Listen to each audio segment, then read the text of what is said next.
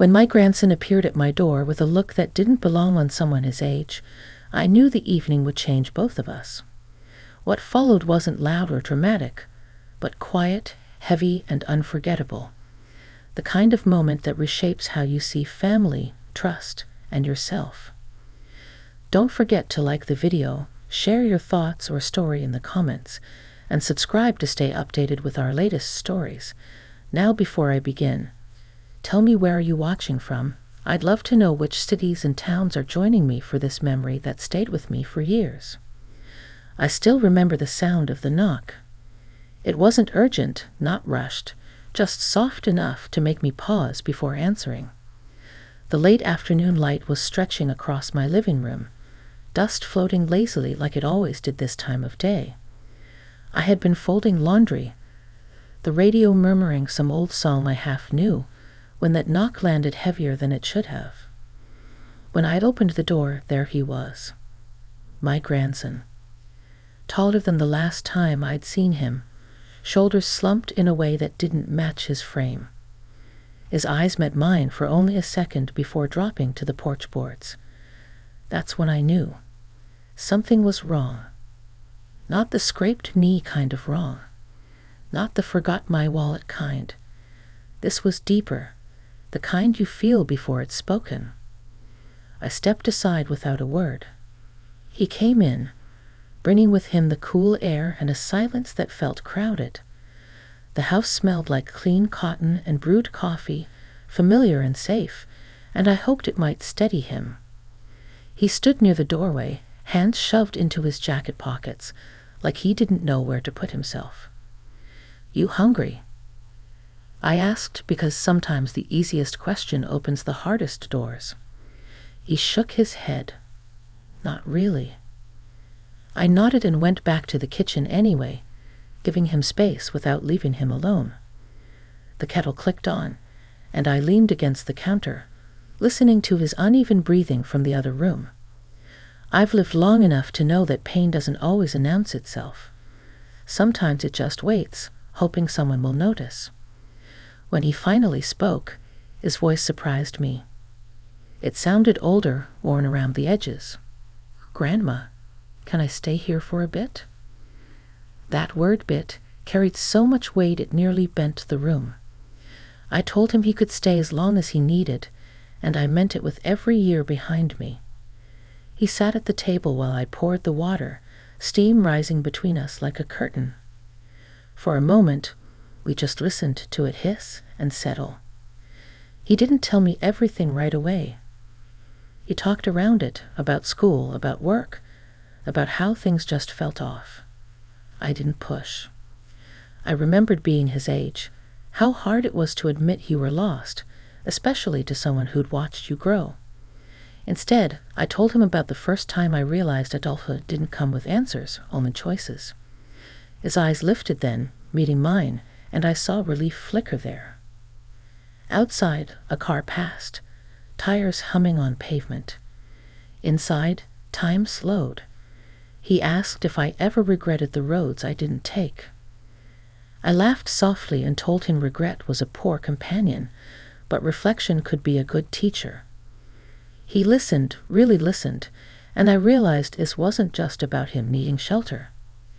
It was about connection, about finding solid ground in someone who wasn't trying to fix him. As evening crept closer, the shadows grew longer, and the tension he carried seemed to ease just a little. Not gone, but lighter, like a coat set down for the moment. I watched him carefully, feeling the quiet responsibility of being someone's safe place. I didn't know then how much that night would change me too, how it would remind me that even later in life, we're still discovering what it means to show up for each other. The evening settled in gently, the way it used to when my children were small, and the day finally let go of us. I turned on a lamp in the living room, the soft yellow light warming the corners, making everything feel less sharp. He sat on the couch, elbows on his knees, staring at a spot on the rug like it held answers he hadn't found yet. I brought 2 mugs of tea and handed him one. Our fingers barely touched, but he flinched anyway, then gave an apologetic half smile. That told me more than words could. He was carrying something heavy, something that had been pressing on him for longer than today. We sat there quietly for a while. I've learned over the years that silence can be a gift if you don't rush to fill it. The clock ticked on the wall, steady and patient. Outside, the sky deepened into that deep blue that always makes me reflective.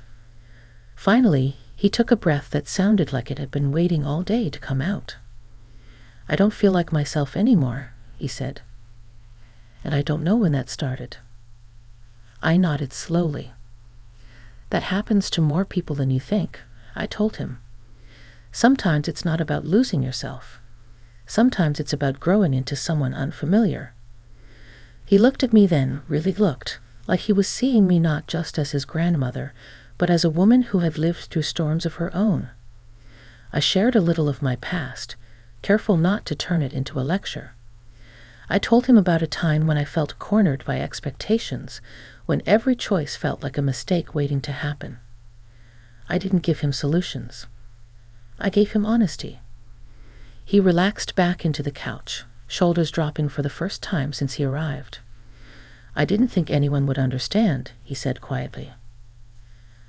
"I understand more than you know," I replied, and I did. Not his exact situation, but the weight of confusion, the fear of disappointing others, the loneliness of feeling out of step with the world. Those feelings don't disappear with age.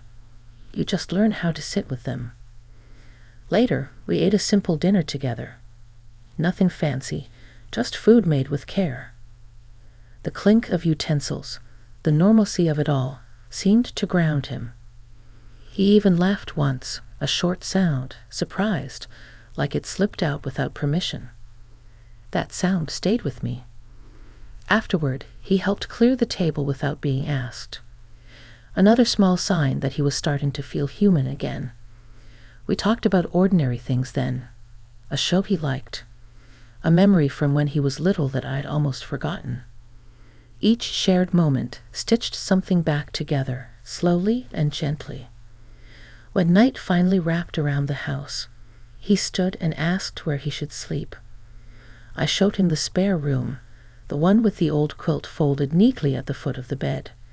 He paused in the doorway, turning back to me. "Thank you," he said. Just that. But it carried everything he couldn't say yet. I watched him close the door, then stood alone in the hallway, listening to the house breathe. I realized then that this wasn't just about helping him through a hard moment. It was about trust, about being present when someone chooses to be vulnerable with you. And as I turned off the lights, I felt a quiet sense of purpose settle in, knowing tomorrow would bring more truth, whether we were ready for it or not. I didn't sleep much that night. Not because I was worried he'd leave, but because my mind kept circling the way his eyes had looked when he first stepped inside. That look doesn't belong to one age or one generation. It belongs to anyone who's carrying more than they know how to set down. Morning came slowly. Pale light slipped through the curtains, and the house creaked the way it always does when it wakes up. I made breakfast out of habit, the familiar motions calming me. Eggs, toast, coffee strong enough to announce itself. When he finally came into the kitchen, his hair was still rumpled from sleep, but there was a softness to his face I hadn't seen the day before. He sat at the table, wrapped his hands around the mug I set in front of him, and stared into it like it might talk back. "I didn't realize how tired I was," he said. "That happens when you finally stop holding your breath," I answered. He smiled faintly. We ate quietly, but it wasn't the heavy silence from before. This one felt earned. After a while, he began to talk again, this time more directly. About pressure. About feeling like he was failing even when he was doing everything expected of him. About not knowing who he was supposed to be when all the noise fell away.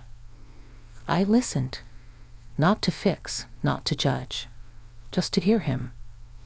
I told him it was okay to pause, that life doesn't always move in straight lines, no matter how much people pretend it does. I reminded him that worth isn't measured by speed or achievement, Those words weren't rehearsed.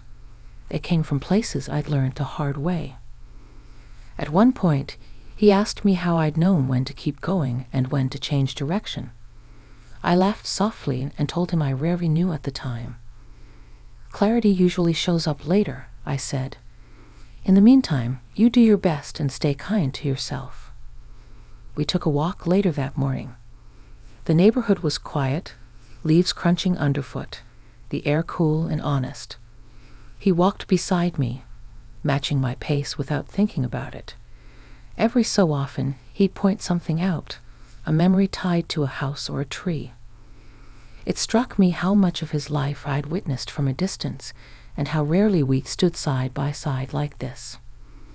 Halfway down the block, he stopped and turned to me. "I'm glad I came here," he said. "I didn't know where else to go."